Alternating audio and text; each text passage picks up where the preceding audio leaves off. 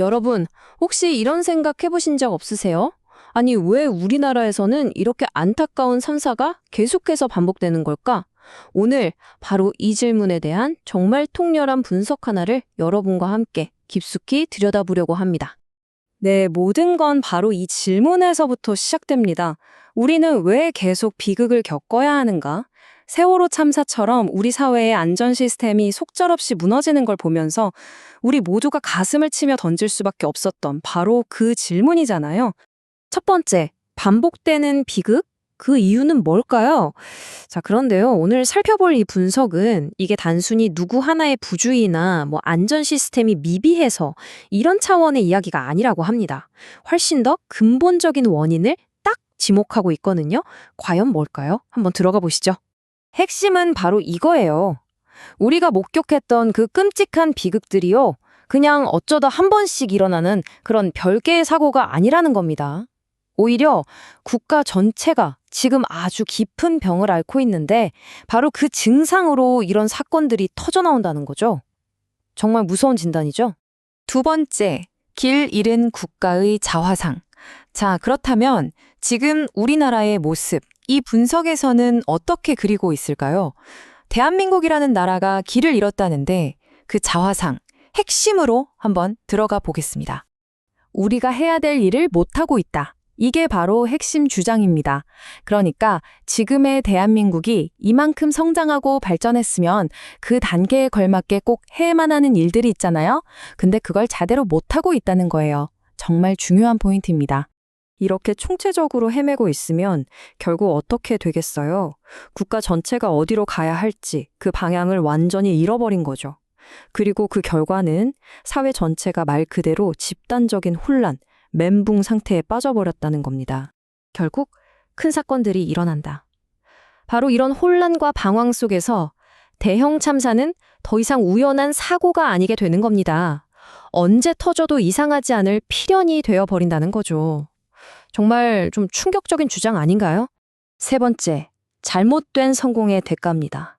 아니, 그렇다면 이 집단적인 방황, 대체 어디서부터 왜 시작된 걸까요? 이 분석은요, 우리 역사의 아주 중대한 한 전환점을 딱 짚어내고 있어요.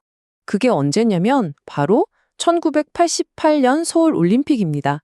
전 세계의 찬사를 받으면서 정말 우리가 최고의 영광을 누렸던 바로 그 순간, 대한민국이 아주 중대한 선택의 기로에 섰다는 겁니다.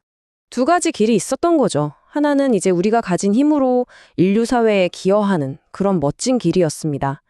하지만 우리가 선택한 길은 안타깝게도 우리를 위한 욕심의 길이었습니다. 우리끼리만 더 잘 살자, 더 가지자 하는 그런 내부 경쟁과 물질적인 이득에만 집중했다는 거죠. 인류는 욕심쟁이를 용서치 않습니다. 와, 정말 의미심장한 문장 아닌가요? 그러니까 한 개인도 아니고 사회 전체가 이런 집단적인 탐욕으로 움직이면 결국 자연의 법칙이랄까요?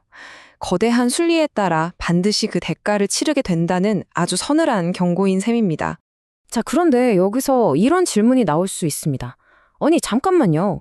삼성이나 현대 같은 우리 대기업들이 지금 세계 시장에서 얼마나 잘하고 있는데 이게 기여가 아니면 뭔가요? 라고요. 그쵸? 당연히 이런 반문이 나올 수 있죠. 물론 이 분석, 이 부분도 놓치지 않습니다. 이 분석의 핵심은 바로 동기를 묻는 겁니다. 그 의도가 뭐냐는 거죠. 그냥 우리 돈 벌려고, 우리 이익을 위해서 해외 시장을 이용하는 건 진정한 의미의 기여가 아니라는 거예요. 진짜 기여는 그 나라에 가서 그 나라 사람들을 이롭게 하고 뭔가 도움을 주려는 마음에서 시작해야 한다는 거죠. 만약에 탐욕에서 시작했다면 그건 결국 실패하고 쫓겨나게 될 거라는 겁니다. 실제로 해외에 나갔던 우리 중소기업의 90%가 실패하고 돌아온다는 통계가 어쩌면 이걸 뒷받침하는 씁쓸한 증거일지도 모르겠습니다.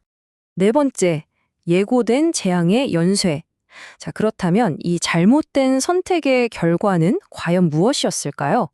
이 분석에서는요, 정말 무섭게도 마치 누군가 예고라도 한 것처럼 재앙이 줄줄이 연쇄적으로 일어났다고 주장합니다. 이게 정말 놀라운데요. 이 분석을 내놓은 전문가는 수년 전부터 이 재앙의 순서를 미리 예견했다고 해요.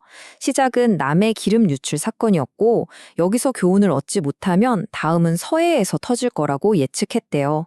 그리고 실제로 그렇게 됐죠. 그 다음은 군대 내에서 일어나는 끔찍한 사건들이 될 거라고 봤습니다.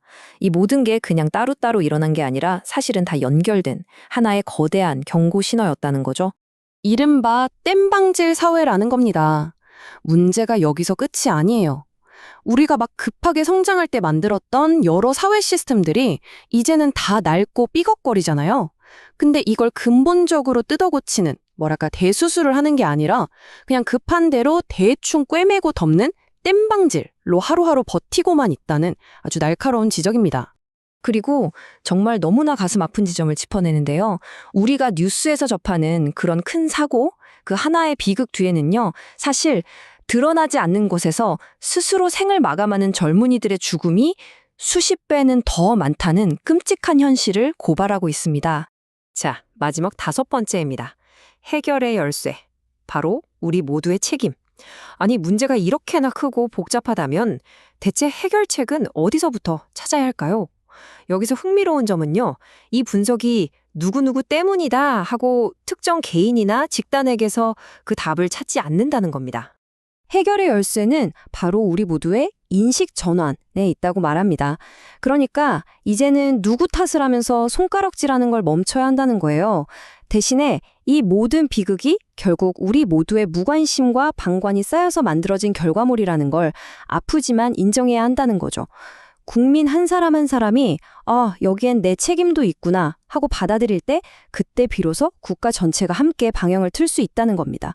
모든 변화는 바로 거기서부터 시작된다는 거죠. 결국 이 거대하고도 날카로운 분석은요, 빙 돌아서 다시 우리 각자에게로 돌아옵니다. 이 총체적인 책임 앞에서 다른 누구도 아닌 바로 나는 무엇을 해야 하는가? 오늘 함께 살펴본 이 내용은 우리 모두에게 이 정말 묵직한 질문 하나를 남기면서 끝을 맺습니다.